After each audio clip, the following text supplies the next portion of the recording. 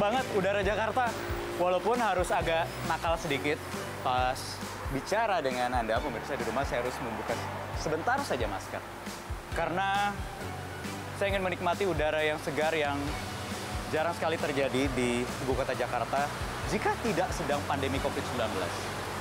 Seperti data yang tadi sudah kita lihat, ternyata di kualitas udara kita hari ini bagus sekali. Warnanya hijau karena ya salah satunya ada faktor menurunnya emisi gas buang atau karbon yang berkurang kabarnya selama pandemi COVID-19 ini sampai 5%.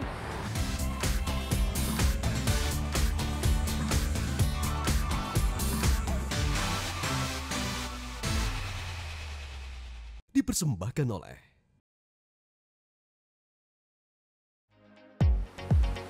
Di Jakarta, kemacetan lalu lintas transportasi darat menyumbang 75% terhadap polusi udara atau kualitas buruk kita yang disebabkan oleh kemacetan yang biasa kita saksikan sehari-hari. Badan Kesehatan Dunia atau WHO mencatat kualitas udara di Jakarta itu melebihi 10 kali lipat dari batas aman. Sementara pemerintah kita 6 kali lipat melebihi batas aman. Itu data yang berbicara. Kementerian Lingkungan Hidup dan juga Kehutanan bahkan mencatat di tahun 2019 hari dengan kualitas udara yang baik itu cuma 18 hari saja dari 365 hari. Selebihnya ya tidak sehat. Jadi saya ingin menikmati hari ini dengan berjalan-jalan dan juga bersepeda dengan teman saya, Nadine Alexandra, environmentalist.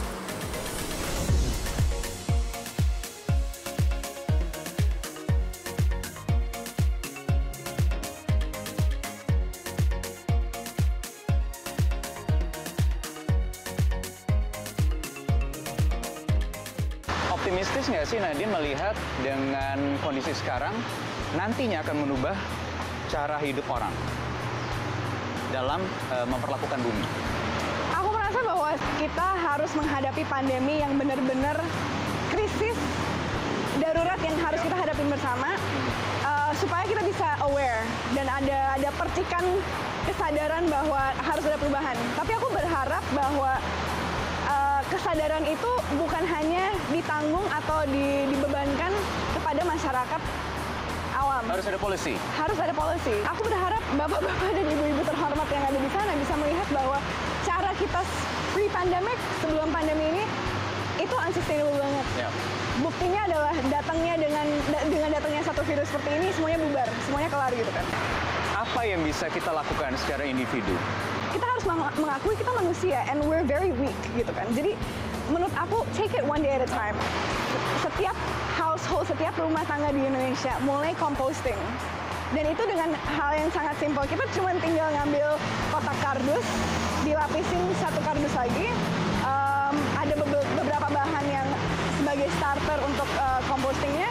Tapi setiap hari semua sisa makanan yang biasanya terbuang, misalnya kulit apel, kulit wortel segala macam, bisa kita buang ke composting bin itu. Karena salah satu gas yang paling berbahaya di atmosfer kita sekarang adalah methane. Dan selain dari kotoran sapi, itu datangnya juga dari makanan-makanan yang busuk. Nggak perlu radikal, tapi sustain. Iya, dikit-dikit, kecil-kecil, you'll get there. Nadine Alexandra, thank you very much. Terima kasih Mas Ari. Jalan lagi.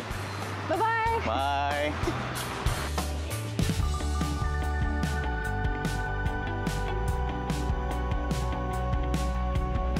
Saya masih terus bertanya-tanya, bagaimana saya harus mengambil sikap dengan kondisi pandemi global COVID-19 saat ini. Di Venesia atau Venice, yang biasanya dijejali oleh tourism, sekarang ternyata citra satelit menunjukkan bahwa sungai-sungai dan kanal-kanal di sana terlihat sangat jernih, tidak seperti biasa.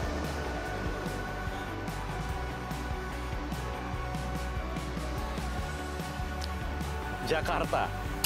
Selama pandemi COVID-19 ini, banyak yang selama ini tidak bisa kita lihat, sekarang bisa dilihat. Salah satunya adalah Gunung Gede Pangrango di kawasan Sukabumi, Bogor, Jawa Barat. Ya, sekarang seringkali terlihat jelas dari pusat ibu kota. Tak hanya di Indonesia atau di Jakarta, di negara lain, pegunungan atau deretan pegunungan Himalaya yang ada di perbatasan Nepal dan India, ini bahkan bisa terlihat dari jarak ratusan kilometer. dari salah satu kota yang ada di India. Padahal biasanya tertutup oleh polusi udara. Nah, kondisi yang terjadi di bumi saat ini sebenarnya pernah diprediksi atau sesuai dengan salah satu teori dari seorang ilmuwan di tahun 1970 yang bernama James Lovelock dengan teori hipotesis Gaia. Jadi menurutnya, planet bumi ini memiliki cara tersendiri untuk menjaga keseimbangannya. Nah, mungkin kondisi pandemi COVID-19 ini bisa kita baca bahwa bumi saat ini sedang mencoba menyehatkan dirinya kembali, menjaga keseimbangannya lagi. Tetapi bukan sepenuhnya kita bergantung begitu saja terhadap bumi, kita harus punya urun rembuk untuk sama-sama menjaga kesehatan bumi yang bisa diukur salah satunya dari konsentrasi gas karbon dioksida dan juga metana. Berbagai jenis gas memang berperan penting dalam sejarah pembentukan alam semesta. Sekitar 4 miliar tahun lalu, gas ini memadat sehingga membentuk matahari. Sejumlah partikel kemudian menggumpal hingga menjadi planet. Proses ini kemudian butuh waktu sekitar 10 juta tahun. Di masa awal pembentukan bumi, belum ada makhluk hidup, karena udara masih panas dan daratan juga penuh dengan material vulkanik. Lama-kelamaan, air terbentuk dan kemudian menghasilkan awan. Planet bumi kemudian mendingin hingga akhirnya memungkinkan untuk ditinggali manusia sejak 200.000 tahun lalu. Nah, aktivitas manusia ternyata mempengaruhi suhu udara di lapisan ini, tempat kita hidup. Metana dan karbon dioksida yang dikenal gas rumah kaca membuat panas sinar matahari terperangkap. Kedua jenis gas ini muncul dari lahan gambut, peternakan, hingga bahan bakar minyak. Sejak tahun 1850, jumlah gas metana bahkan bertambah lebih dari 2 kali lipat sampai saat ini. Di sini terlihat bahwa dalam 20 tahun terakhir, emisi gas metana hanya berkurang di benua Eropa. Sementara di Asia Selatan, pembuangan sampah menambah 1,5% gas metana. Dan lebih dari 85% gas metana di Asia Timur berasal dari aktivitas manusia. Akibatnya, suhu udara di planet bumi terus memanas. Bahkan sejak tahun 1880, tahun 2019 kemarin menjadi tahun dengan tingkat peningkatan suhu tertinggi kedua.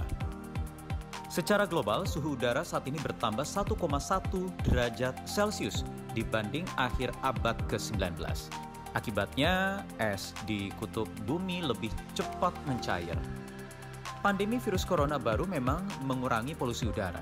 Video yang Anda lihat ini memperlihatkan penurunan gas karbon dioksida di Tiongkok sebesar 25% sejak Desember 2019 hingga Maret 2020. Tetapi, setelah ada relaksasi lockdown, peneliti atmosfer dari Columbia University di Amerika Serikat menyatakan gas emisi karbon akan bertambah lagi. Selain itu, pertemuan antar pemimpin negara untuk membahas krisis lingkungan, COP26, jadi tertunda. Konferensi yang rencananya akan digelar di Glasgow, Skotlandia pada bulan November ini, akhirnya ditunda ke tahun 2021. Pandemi COVID-19 juga membuat adanya konsumsi energi berlebihan saat di rumah aja. Belum lagi sampah medis yang semakin bertambah. Jadi, benar nggak ya saat ini kondisi planet bumi menjadi lebih baik?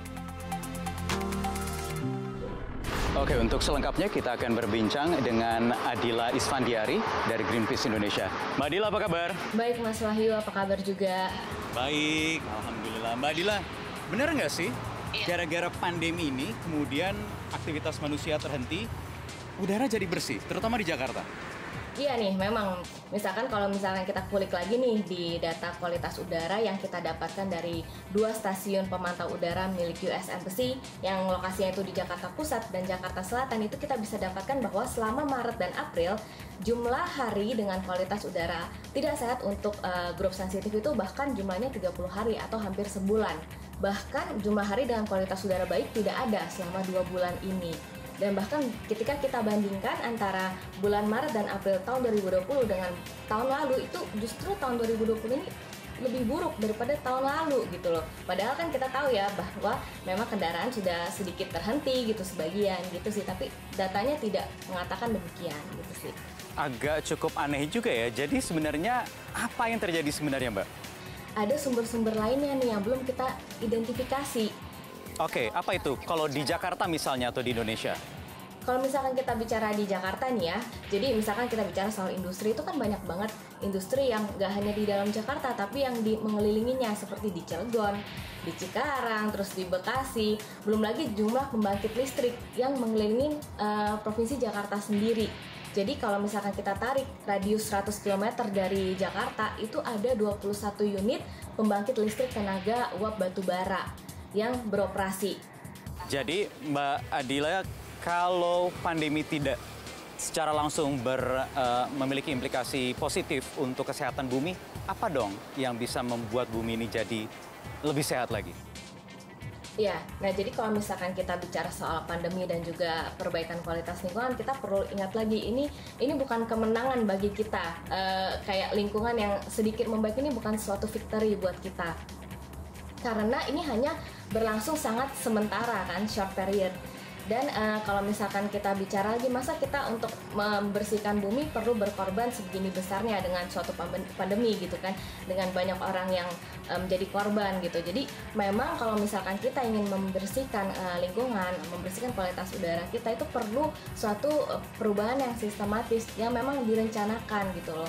Jangan kita berharap ada suatu kejadian luar biasa seperti pandemi ini, ya udah nanti ini new normal ini yang kita harapkan bisa merubah lingkungan, nggak begitu. Jadi memang perubahannya harus dalam suatu sistem yang terstruktur, yang dalam jangka waktu panjang juga, seperti itu sih. Oke, kalau begitu terima kasih Mbak Adila Isfandiari dari Greenpeace Indonesia. Bye-bye. Ya, terima kasih Mas. Dipersembahkan oleh